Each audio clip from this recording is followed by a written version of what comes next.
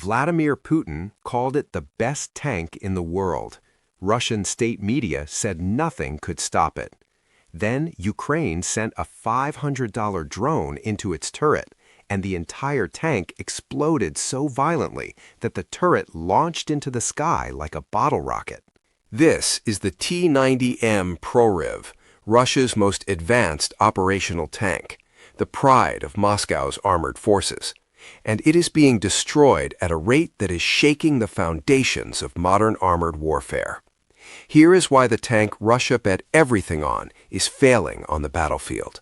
To understand why the T-90M is failing, you have to understand what it actually is. Russia does not like to admit this, but the T-90 is not a new tank. It is a heavily modified T-72, a design that dates back to 1969. The original T-72 was built for one purpose: mass production. The Soviet Union wanted a tank that was cheap enough to build by the thousands, simple enough that conscript crews could operate, and small enough to be transported by rail across the vast Russian landscape. Soviet engineers made design choices to achieve those goals that would haunt Russian tank crews for decades. The most critical decision was the autoloader. Western tanks, like the American M1 Abrams, use a human loader, a fourth crew member who manually places rounds into the cannon. The Soviets eliminated the human loader entirely and replaced him with a mechanical carousel that automatically feeds ammunition into the gun. This saved space, reduced the crew to 3 men, and allowed the turret to be smaller and lower. It was brilliant engineering for 1969. It is a death sentence in 2026. Here is the fatal flaw. The autoloader carousel sits directly beneath the turret, surrounded by the crew. The ammunition is unprotected. In a Western tank like the Abrams, the ammunition is stored in a separate armored compartment behind blast doors with blowout panels. If the ammo cooks off, the explosion vents upward and outward, away from the crew. The crew survives. In a T-90M, a single penetrating hit from any angle, a missile from above, a drone diving into the top of the turret, even a round punching through the side armor, can reach that ammunition carousel. When it detonates, all the rounds go off at once. The resulting explosion is so catastrophic that it blows the entire turret off the hull and launches it into the air. Western analysts call this the jack-in-the-box effect. Russian tank crews have another name for it. They do not talk about it at all, because nobody inside the tank survives. Despite inheriting this fatal flaw, Russia poured resources into making the T-90M the best version of the platform they could build. Proryv means breakthrough in Russian, and the tank was designed to be exactly that. Russian engineers installed the powerful V92S2F engine, producing 1,100 horsepower. They added the upgraded 125mm 2A46 smoothbore cannon, capable of firing newer, more powerful ammunition. Advanced fire control systems with thermal imaging allow the crew to fight at night. Multi-layered composite armor, combined with relict explosive reactive armor, was supposed to defeat incoming anti-tank missiles. The Shtora countermeasure system was designed to jam laser-guided weapons. On paper, the T-90M looked formidable. It entered service in 2019 at an estimated cost of $4.5 million per unit, roughly half the price of an American Abrams. Putin personally endorsed it as the world's best tank in June 2023. Then, Russia sent it to Ukraine. The T-90M first deployed to Ukraine in late 2022. Within weeks, the first one was destroyed. Not by another tank, not by an airstrike, by a Carl Gustav recoilless rifle, a Swedish weapon whose original design dates to 1948. A weapon older than the Soviet Union's space program knocked out Russia's most modern tank. Then the Javelins arrived. The American-made FGM-148 Javelin is a fire-and-forget anti-tank missile that attacks from above, diving down onto the thin top armor that the T-90M's designers never adequately protected. The javelin became so effective against Russian armor that Ukrainian soldiers began creating Saint Javelin merchandise, turning the missile into a cultural icon. But the javelins were just the beginning. The real killer was something nobody predicted would transform armored warfare overnight. The first-person view kamikaze drone costs between $500 and $2,000. It carries a small explosive charge, usually a modified anti-tank grenade or shaped charge warhead.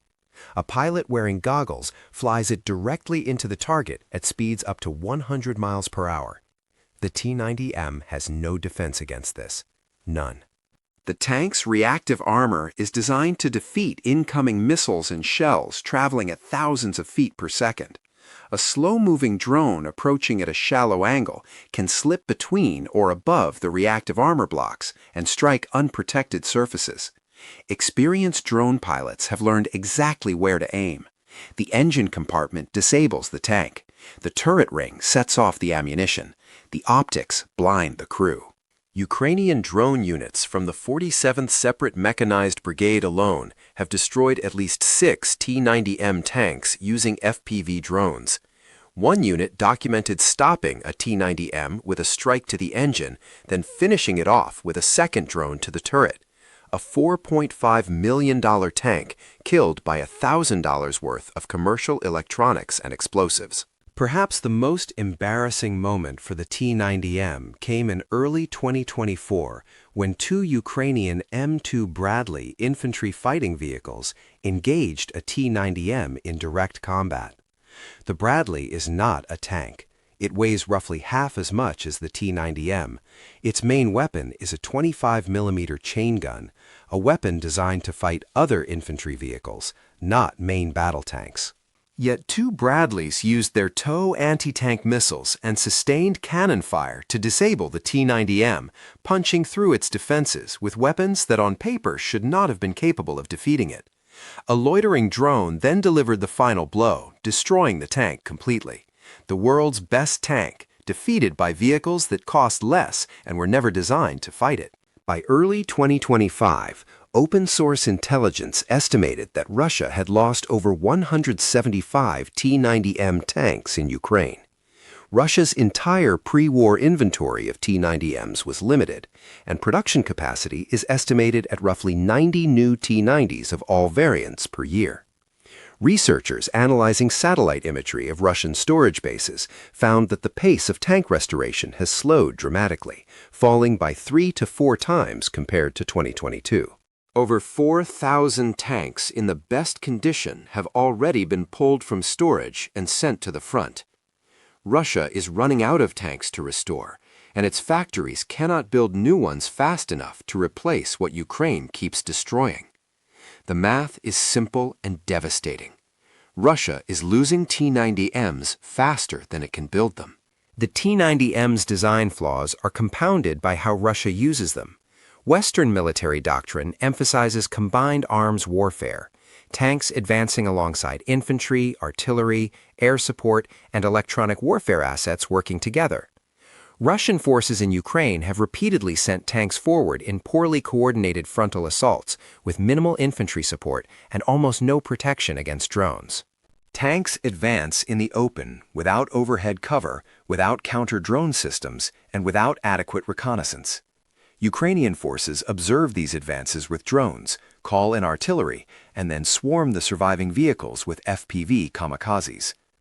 Russian after-action review processes appear to be ineffective, with the same tactical mistakes repeated across different sectors of the front. When an FPV drone strikes certain systems on the T-90M, something bizarre happens that has gone viral on social media. The turret begins to spin uncontrollably. Analysts believe this occurs because the drone damages the fire control system, which automatically rotates the turret to track targets. When the electronics are damaged but power remains, the system malfunctions and the turret spins endlessly while the crew scrambles to escape or override the system. Russian crews have become so desperate to protect against drones that they have begun welding crude metal cages onto the tops of their tanks, improvised cope cages that are supposed to detonate drone warheads before they reach the hull. The effectiveness of these cages is debatable. What is not debatable is what they represent. The operators of the world's best tank are bolting scrap metal to its roof because its actual armor cannot protect them from weapons that cost less than a used car. The T-90M's failure carries consequences far beyond Ukraine. Russia is one of the world's largest arms exporters, and variants of the T-90 are operated by India, Algeria, Vietnam, and other nations. Every country that purchased Russian tanks is now watching their investment get systematically dismantled by weapons costing a fraction of the tank's price. India, which operates over 1,000 T-90S tanks, has reportedly begun accelerating its domestic tank program in response. The global arms market is taking notice. If the world's best Russian tank cannot survive against drones and infantry weapons, the entire concept of the heavily armored main battle tank is being questioned. Vladimir Putin called it the best tank in the world. He said when it approaches, nothing stands a chance. But Ukraine proved that a $500 drone can kill a $4.5 million tank. That a Swedish recoilless rifle, designed in 1948, can defeat Russia's most modern armor. That 2 infantry fighting vehicles can outfight the machine Russia built to dominate the battlefield. The T-90M is not a bad tank. It is a good tank built on a flawed foundation, sent into a war its designers never imagined, against weapons that did not exist when it was conceived. The autoloader that was supposed to make it efficient makes it a coffin. The reactive armor that was supposed to make it invincible. And every burning T-90M on the Ukrainian steppe is a warning to every military on Earth. The age of the tank as king of the battlefield may be coming to an end. Like and subscribe to the Time Vault for more untold military history.